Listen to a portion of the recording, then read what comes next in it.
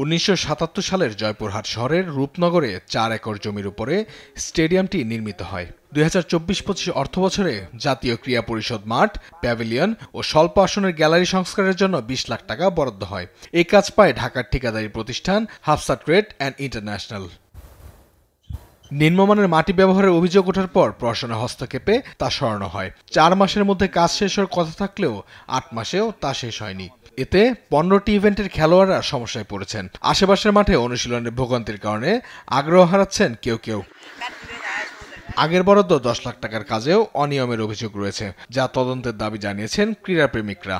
আমাদের স্টেডিয়াম 7-8 মাস ধরে বন্ধ আছে, তো আমরা চাচ্ছি যারা কর্তৃপক্ষ আছে তারা অবশ্যই খুব শীঘ্রই আমাদের জন্য একটা সুব্যবস্থা করে দিবে। খেলার মতো কখন পরিবেশটা সৃষ্টি হবে, আসলে তারা আমাদেরকে কোনোভাবেই রেজাল্ট দিচ্ছে না। প্রশাসনকে আমরা বলবো দ্রুত তদারকি করে বের করে আমাদের মাঠটাকে সংস্কার করে আমরা ছেলেমেয়ে যেন আবার খেলার সুযোগ পাই। মাটি আমরা সময় মতো পাই নাই, যার কারণে কাজটা একটু দেরিগতি হয়েছে। আর মাটির যে কমপ্লেনটা ছিল, মাটি আমরা এখন ঠিক করে দিয়েছি।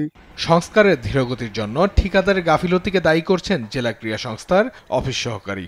মাঠ মেরামত সংস্কার কাজের জন্য বন্ধ হয়ে গেছে, আপাতত কোনো খেলাধুলা করা সম্ভব হচ্ছে না। ঠিকাদারে এক ধরনের গরিমসি, জানি না ভিতরে তাদের জাতীয় ক্রীড়া পরিষদের সাথে কি ধরনের কি কথাবার্তা হয়েছে, এগুলো আমার জানা নেই।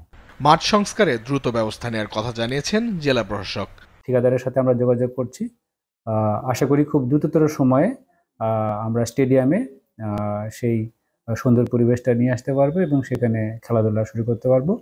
এক সময় এই স্টেডিয়াম থেকে জাতীয় পর্যায়ে খেলোয়াড় উঠে এলেও সংস্কারের অভাবে বর্তমানে এটি কার্যত অচল। দ্রুত সংস্কার করে খেলার পরিবেশ ফিরিয়ে আনার দাবি জানিয়েছেন ক্রীড়াপ্রেমিকরা। নিউজ ডেস্ক, দেশ টিভি।